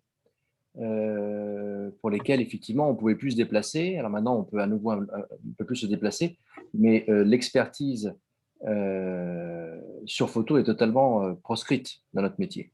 C'est-à-dire que ça peut, une photographie ou un film ou ce que vous voulez, 100 photos d'un objet peuvent vous donner une première impression, qui est souvent la bonne, entre parenthèses, mais en revanche, même au niveau encore aujourd'hui légal, une expertise volontaire ou judiciaire sur photographie est totalement proscrite. Donc, l'examen physique de l'objet dans notre profession est encore obligatoire. Effectivement. Pour aborder le dernier point, je me suis inspirée d'un Midi de la Culture. C'est des moments, effectivement, où on peut, ici au ministère de la Culture, avoir des thématiques mises en dialogue, mises en conversation à l'attention des personnels. Et cette question-là, le 21 mai, a été posée au personnel du ministère. Le travail en temps de Covid, quels impacts que conserver et que réinventer? Alors, ces deux questions-là, je vous les pose aussi, sans se projeter dans un futur trop éloigné, mais juste un peu en manière de bilan de la situation récente, puisqu'on parlait de résilience dans cette dernière partie. Est-ce qu'il y a des éléments dans tout ce que vous venez d'exposer, ou non encore, qui, en profitant, en tirant profit, permettraient effectivement de résister une prochaine fois à une lame de fond du même type, de mieux s'adapter plus vite et de mieux passer ce cap-là et en sortir de façon plus positive? Alors, que conserver, c'est la première question, que conserver du temps du corona? Je crois que Maëlle de Tauziède voulait répondre à cette question pour commencer. Oui, je vous remercie de me donner la parole très brièvement parce que j'enfonce une porte ouverte. C'est bien sûr le succès des visioconférences, tant pour les intervenants que pour les publics, qu'ils soient de région ou de l'étranger, et qui ainsi évitent un déplacement. Par exemple, pour ma thèse, j'ai eu la chance et l'honneur d'être entouré de 70 connectés, ce qui est beaucoup pour un auditoire de thèse. Et d'autre part, comme vous l'avez annoncé en introduction, je suis membre du groupe de recherche en histoire de l'art moderne, et nos conférences, depuis 1 an, réunissent des dizaines d'auditeurs européens, américains et même asiatiques. Donc, ça nous a vraiment donné, s'il y a bien quelque chose à retenir du coronavirus, cette visualisation des rencontres scientifiques est un véritable apport et paradoxalement favorise des échanges fructueux. Donc, ce qui est à souhaiter, puisqu'on parle de choses qui pourraient être améliorées, ce serait de conserver, je pose la question, je pense que ce serait une bonne chose en tout cas, de conserver, du moins sous forme hybride, ce type d'échange distanciel, présentiel, ce qui nécessiterait d'équiper les salles dans lesquelles ont lieu ces conférences, ces colloques, notamment à l'INHA pour ceux qui habitent à Paris, ou dans les universités, du matériel nécessaire. Alors, la question, là on en a l'expérience ce soir avec la présente table ronde, il y a aussi la question de l'enregistrement des rencontres scientifiques, mais qui sont soumises à des aspects juridiques dont je ne suis pas spécialiste, mais ça fait partie des questions qui se posent. Et enfin, pour terminer sur une touche très positive et que j'ai eu beaucoup de plaisir à vivre, c'est vrai que ces derniers mois ont été marqués par une véritable solidarité au sein de la communauté des historiens de l'art, très appréciable, avec des prêts de livres, des consultations de fonds à distance. Les habitants de Rome nous envoient des archives et vice-versa, des partages d'informations de toutes sortes. Et Olivia Voisin en sait quelque chose, ça me permettra de ménager une petite transition, puisque alors que je terminais ma thèse, elle m'a communiqué des informations dont j'avais besoin. D'ailleurs, j'admire beaucoup cette réactivité aussi des personnels des musées de façon globale, qui ont été très, très présents et très en soutien auprès des chercheurs, je trouve, durant les mois passés. Merci beaucoup, Maëlle. Olivia ou Amélie, dans vos secteurs respectifs, il y a des choses que vous souhaiteriez conserver des 15 mois qui viennent de s'écouler? l'une des deux. Oui, l'élan vers les publics. En tout cas, cette capacité à pouvoir du jour au lendemain inventer des choses, ce que le quotidien permet difficilement en réalité, parce qu'on est englué dans des dossiers en permanence. Et là, ce besoin d'ouvrir des portes. Voilà. Et finalement, ces portes, il faut les ouvrir quoi qu'il arrive pour ceux qui ne viennent pas, et tout en maintenant une exigence scientifique, ce à quoi je crois énormément, pouvoir s'adresser à un nombre beaucoup plus grand. Et c'est vrai que tous ces petits outils qui demandent à être rendus peut-être plus qualitatifs, mais finalement en prenant le temps, on le peut, doivent continuer d'exister, parce qu'ils ont trouvé leur public et garderont leur public quoi qu'il arrive. Donc aujourd'hui, les chaînes YouTube de tous les musées permettent de trouver facilement ces contenus, plus ou moins longs, plus ou moins ludiques, pour des publics différents, en ramenant peut-être le goût de découvrir dans un deuxième temps les livres, parce que nous croyons toujours aux livres dans les musées.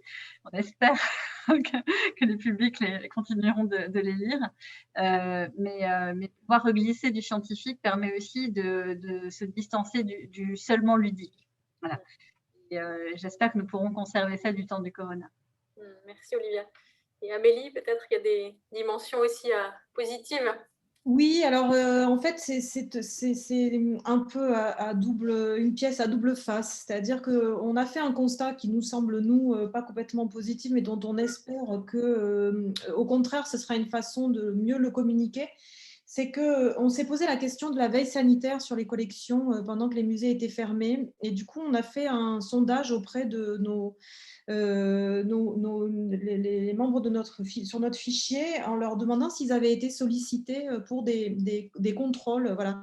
Et en fait, les 2% en gros de restaurateurs qui ont dit bah oui, on a fait de la veille sanitaire, c'était des conservateurs-restaurateurs qui étaient salariés dans les établissements. Donc, ce qui est un cas relativement rare. Donc,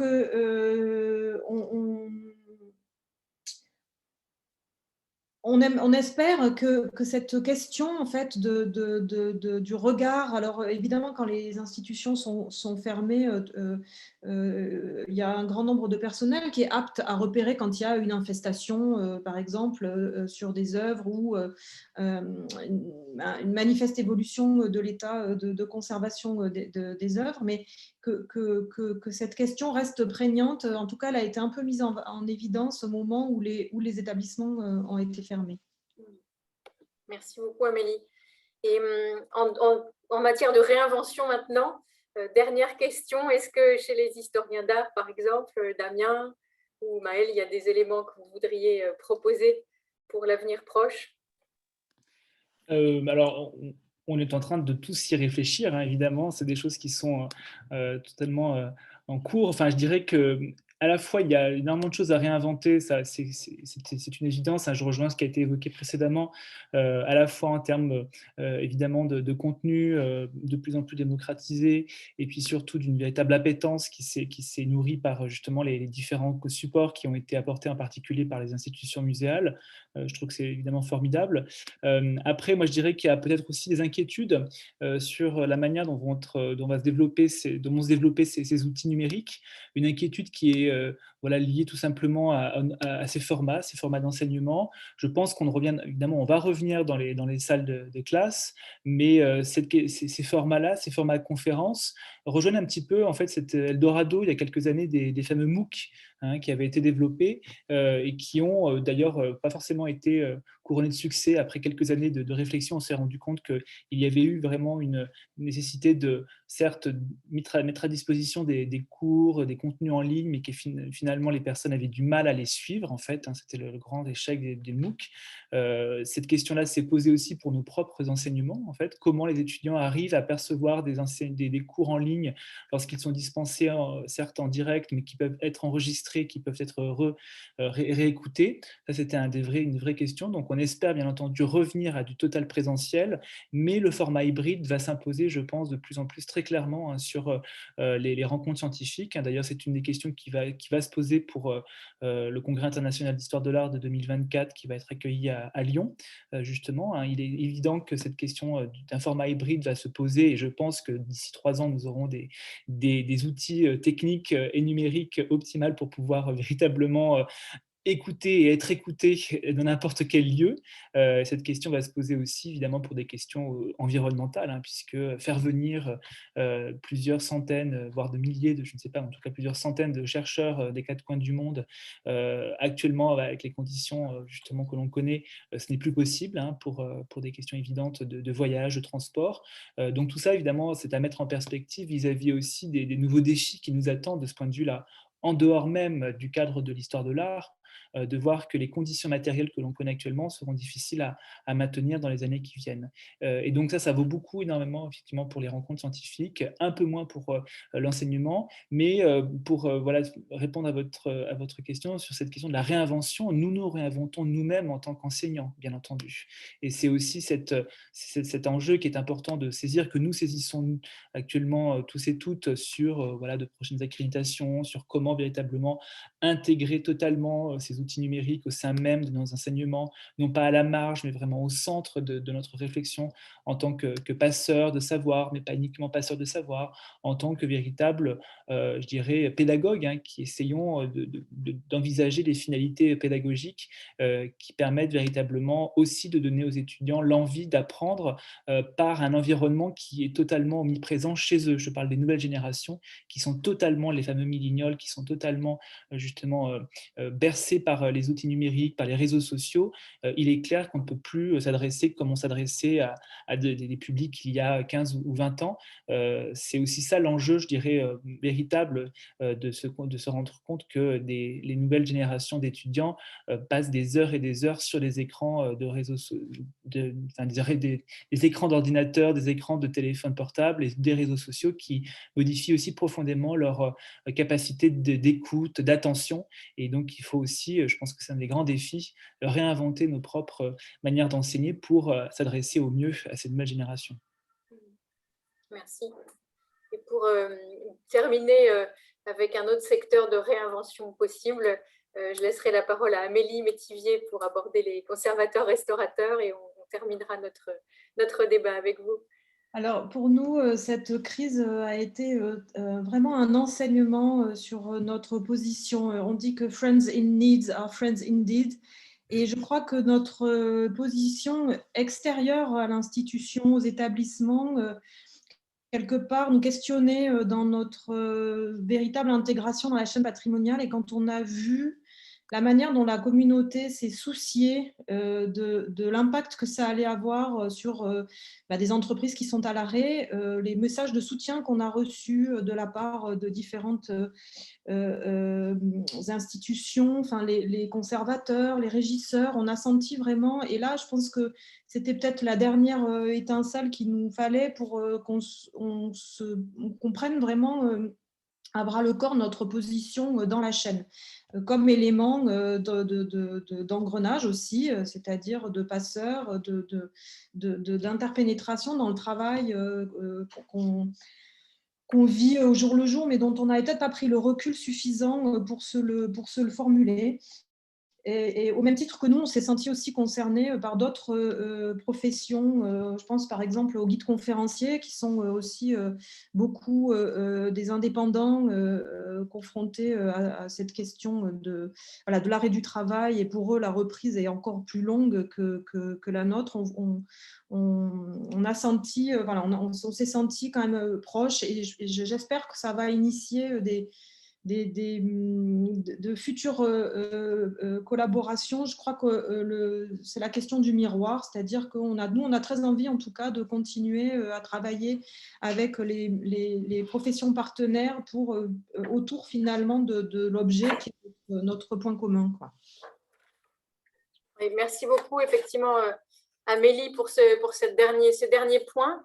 Ce que vous nous dites tous là ce soir, tous les 5, c'est, vous parliez d'étincelles à l'instant, mise au métier de l'histoire de l'art. On peut parler effectivement, comme en conclusion, de l'immense révélateur qu'a été ces 15 derniers mois.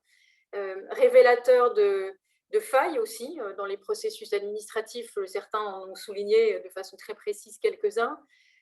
Révélateur de failles sans doute aussi dans les capacités face au numérique de l'évaluation pédagogique. Je crois que Maëlle et Damien ont largement évoqué ces questions-là. On a pu aussi avoir des failles d'évaluation ou d'estimation ou d'expertise dans d'autres domaines qui sont ceux des autres participants à cette table ronde à défaut de pouvoir effectivement accéder aux œuvres, hein, pour cette raison-là aussi. Ça a servi aussi de révélateur de situations professionnelles et entre nos différentes branches professionnelles qui sont, j'espère, plutôt vertueuses et optimistes pour les mois qui viennent. Beaucoup d'entre vous ont évoqué des situations de solidarité, de coopération entre les secteurs professionnels. L'un d'entre vous a évoqué la coopération, par exemple, qu'il avait trouvée auprès des institutions patrimoniales en tant que chercheur. C'est vrai que ça aussi, en tant que professionnel du patrimoine, on l'a vécu aussi, d'avoir la capacité de solliciter, de mobiliser nos consoeurs, nos confrères de façon extrêmement généreuse du temps, voilà, pour essayer de pallier une situation qui pour tout le monde était compliquée. On l'a vu aussi, la question géographique finalement, la question des hiérarchies, des services les uns entre les autres aussi, c'est un peu amenuisé au profit d'un résultat construit ensemble et à plusieurs niveaux de l'administration du patrimoine. Je voudrais aussi dire que ce qui permet peut-être d'achever sur une note d'optimisme, pas forcément pour être optimiste à tout craint, mais c'est aussi parce que c'est une perception qu'on a vue très très forte dans les médias, je crois.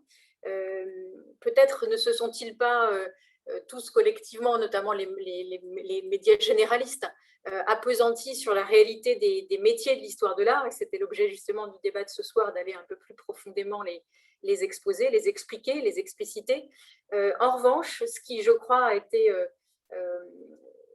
symbolique pour tout le monde et sensible pour tous, c'est vraiment la place, de manière générale, la place du sensible, la place de l'art, la place des institutions, des lieux de la culture dans ces 15 derniers mois. Rarement, je crois, on a eu autant l'impression que c'était une question de santé publique, que le fait d'accéder à l'art, d'accéder au sensible, de pouvoir vivre cette émotion du contact avec l'œuvre. Et ça, tous les médias s'en sont fait l'écho. On a des phénomènes aussi chez les praticiens, chez les professionnels de la santé. On le connaissait un petit peu déjà avec l'art-thérapie dans certains domaines, mais là, ça a été vraiment démultiplié, avec des recommandations d'aller au musée, de retourner au musée.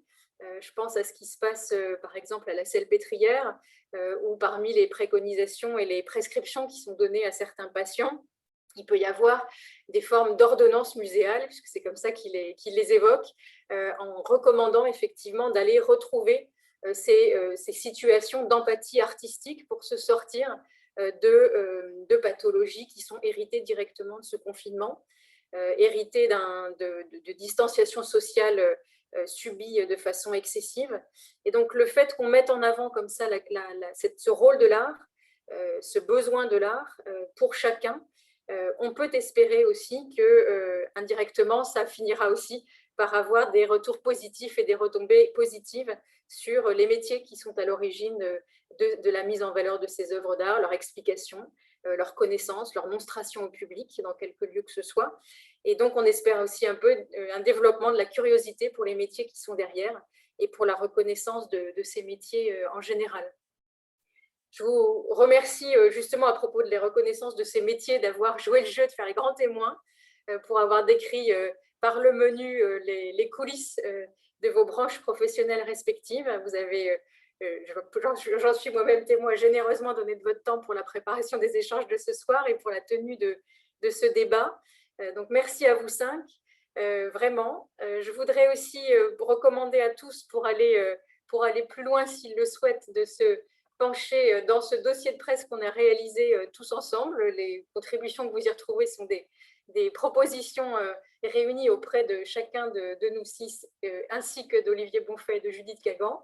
Vous avez un riche dossier de presse qui vous montreront dans tous les différents secteurs qu'on a évoqués ce soir, des reflets dans la presse, des appels à contribution, des vidéos disponibles en ligne, précisément sur les métiers. Et puis, on peut aussi prolonger cette curiosité avec 3 documents qui me semblent intéressants de vous mettre en valeur.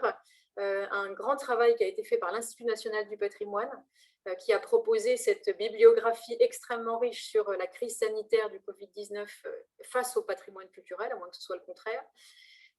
Également, cette bibliographie, cette revue de presse, pardon, établie par la mission de la politique documentaire du ministère de la Culture pour le domaine des musées, qu'on a abordé ce soir en particulier avec Olivia.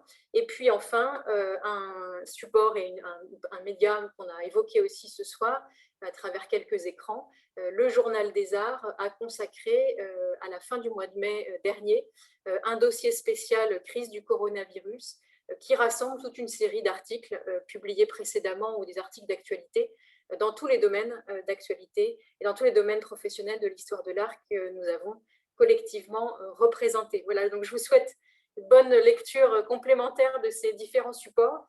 Et bien sûr, je vous renvoie aussi au site du Comité français d'histoire de l'art pour la suite des événements de l'organisation dans les semaines qui viennent. Merci à tous. Merci beaucoup, Isabelle. Merci beaucoup. Peut-être juste 2 minutes, si vous avez encore un petit peu de patience. Est-ce qu'il y a des questions des membres, des personnes qui ont suivi pendant près de 2 heures cette très intéressante table ronde? Pas je vais juste dire que est-ce qu'il y a quelqu'un qui veut prendre la parole, poser une question aux différents intervenants? On a peut-être encore juste 10 minutes.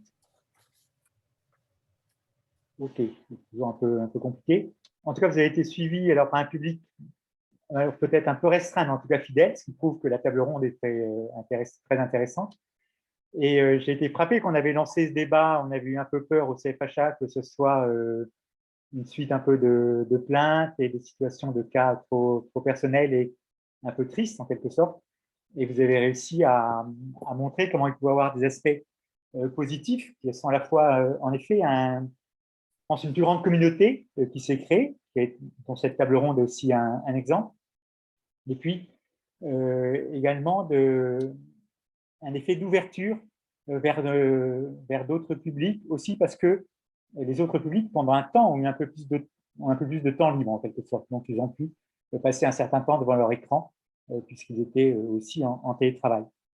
Ce que j'ai trouvé aussi, c'est qu'il y a peut-être un petit peu une différence entre la tête universitaire qui parle. Finalement, nous, à l'université, on était déjà habitués à travailler avec des écrans, parce que finalement, on projetait un écran sur un plus grand écran, et qu'on n'a peut-être pas aussi parce que c'est un public qui est un peu contraint, le public des étudiants, donc on a peut-être moins bougé, qu'on a cherché à s'adapter, mais sans créer forcément de nouvelles solutions parfois, même si on a vu quelques-unes.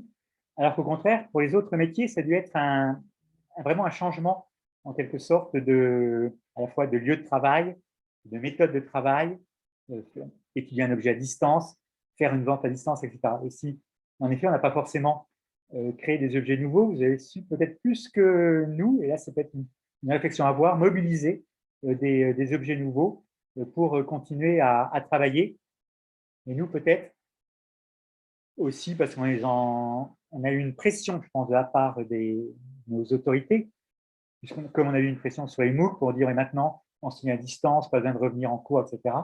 Et on n'a peut-être pas totalement utilisé les possibilités de la visio, comme ça a pu être fait, ou comme même des communautés qui travaillent sur les œuvres mêmes. On a évoqué le cas avec les restauratrices et les restaurateurs, et ont su créer plus de liens. Donc là, je crois qu'il y a de la part de l'université peut-être un peu plus à bouger, en effet, voir comment ça peut se faire, en sachant que c'est un public obligé et qui donc joue un petit peu, Damien Delille et Maël, qui faisaient pareil en souligné, qui jouent parfois un petit peu avec les règles. Mais en effet, on pourra, je pense, refaire un débat pour voir comment on a pu, on pourra dans 4 ou 5 mois, reprendre ce qui a été bon et voir si ce désir d'art réussit à fonctionner, à s'incarner en retournant au musée, en retournant devant les œuvres et en créant toujours plus de communauté entre les différents métiers, les différentes activités. Il y a l'histoire de l'art qui ne sont pas forcément uniquement des métiers et c'est aussi un des buts du CFHA. Merci au nom de tout le comité français d'histoire de l'art, à tous les intervenants, et Isabelle qui a modéré avec une grande ouverture intellectuelle en nous faisant part justement de 3 dossiers très intéressants de cette table ronde. Un très grand merci à toutes et à tous et bonne fin de soirée en pouvant profiter encore un peu en tout cas au moins à Paris, mais je crois que c'est le cas partout. Je ne sais pas si on a été suivis ailleurs, en dehors de la France, du soleil. Merci beaucoup à tout le monde. Merci, au revoir. Merci. Au revoir. Au revoir. À moins qu'il y ait d'autres questions.